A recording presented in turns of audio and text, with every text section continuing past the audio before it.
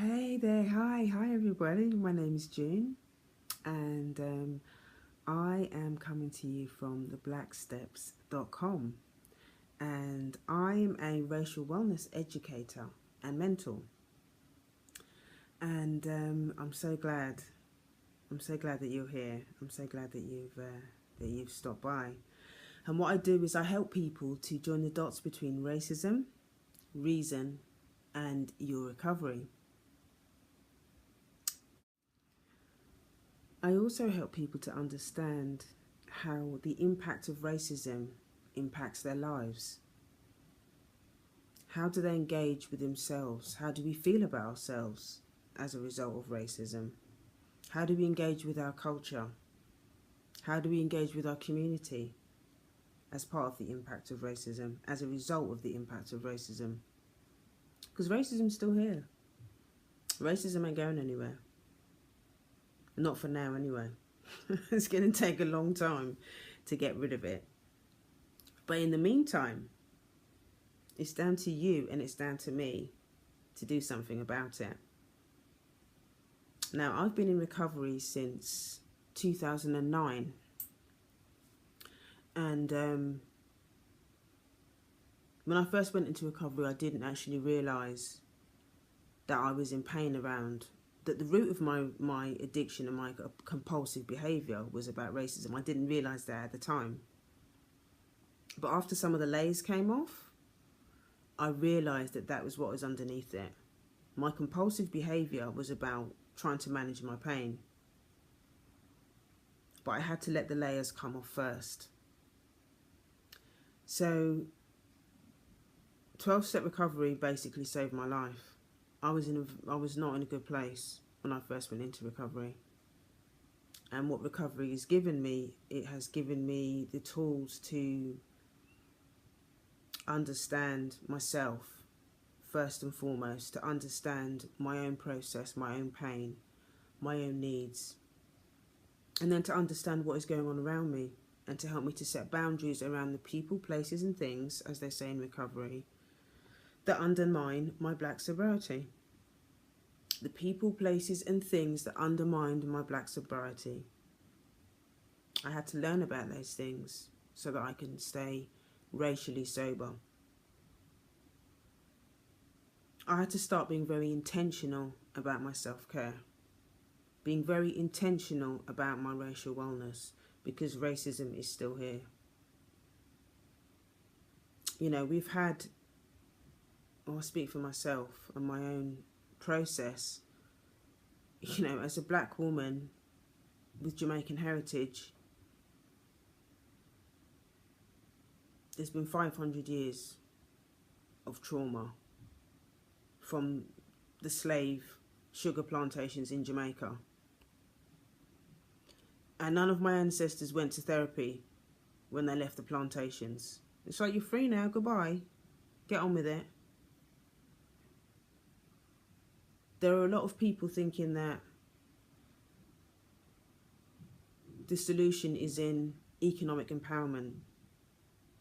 And there are people that think that the solution is being educated about our history, about the pyramids. Now, don't get me wrong, all of those things are important.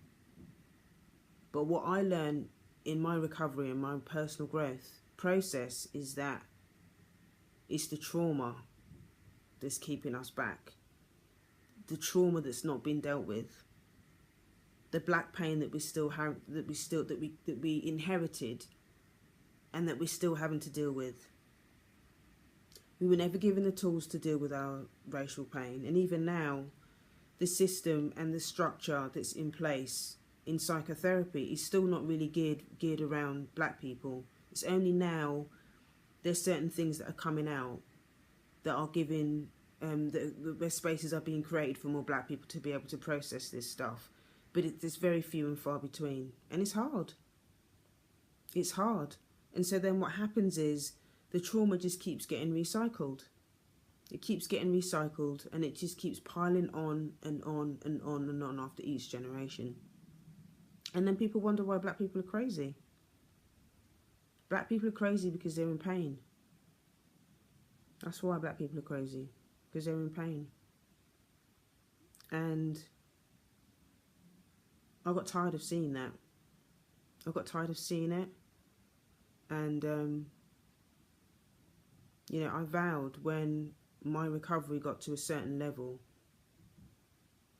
that I was going to use my own recovery and share my story. Because even in the recovery rooms, there's racism in there as well. But what I learned in my recovery process is that, I take what I like and leave the rest. I take what's useful to me and I leave the rest. And I adapt. I've adapted what I've learned in recovery to help with my racial sobriety, and what I'm learning and reading and picking up along the way from different things. And then I'm applying them to my life and sharing about them with my other black fellows. It's really important. So this podcast, this space that I've created, is for black people that want to do the work. I'm not here to complain about white people. To be honest, they're going to do what they're going to do. They've been doing it for the last few centuries and they ain't going to stop. So I'm not begging white people for nothing. I'm here to do the work myself, to continue doing the work on myself, to create a legacy for my daughter, and to pass the recovery message to other black people that also want to do the same. And it's not easy work, it's hard work. But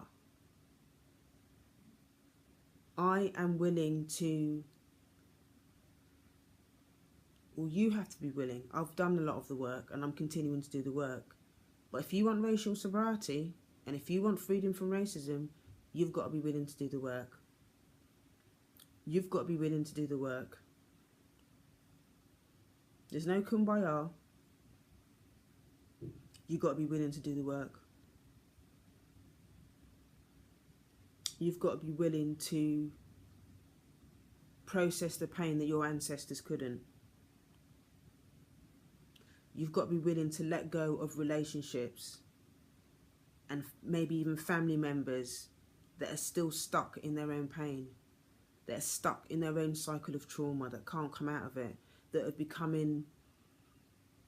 have become detrimental to your own mental health. That is painful.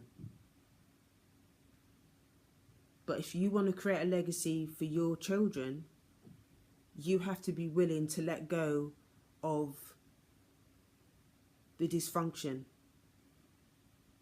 You can't save everybody. It's not about saving anybody, actually, but you can't convince anybody to do what they don't want to do, whether they might not be ready to do it. If you want racial sobriety, you've got to put the work in. You've got to put the work in. It has to be an inside job. It has to be an inside job. That's the bottom line. It's not going to be easy. But the time is now. We have to start doing this work now. We've really got to start doing this work now because, I'm tired of seeing black people being murdered. And no one's going to prison. I'm tired of seeing black people in positions of power not talking about it because they've been silenced by white supremacists who are above them, that dictate to them what they can and can't do. I'm tired of seeing it, but I'm not here to take anyone else's inventory. I'm here to ask you if you're willing to start doing the work. And that means you have to work the steps. You have to work the steps. Find a meeting. Start being conscious in your own self about how do you act out your pain. Do you drink? Do you do drugs? Are you a compulsive gambler? Are you bulimic? Are you intimacy avoidant? Sex addict? Food addict? It all boils down to the same thing.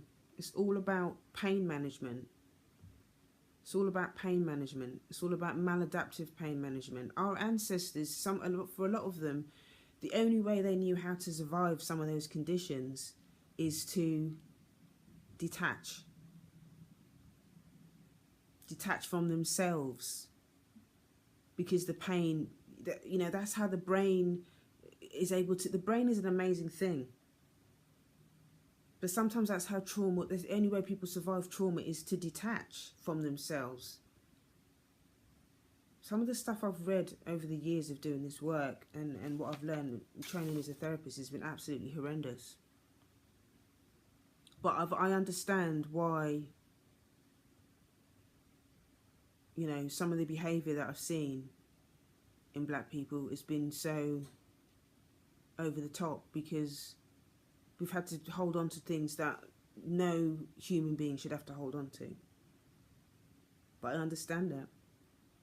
But the line has to be drawn now. The line has to be drawn about taking back our power, and we have to be willing to do the work for ourselves and for our children. And we have to be willing to let go of those people, black people included, because not all black people are going to want to do it. Even when they left the plantation, so not every black person wanted to leave the plantation. It's the same for us. Same today.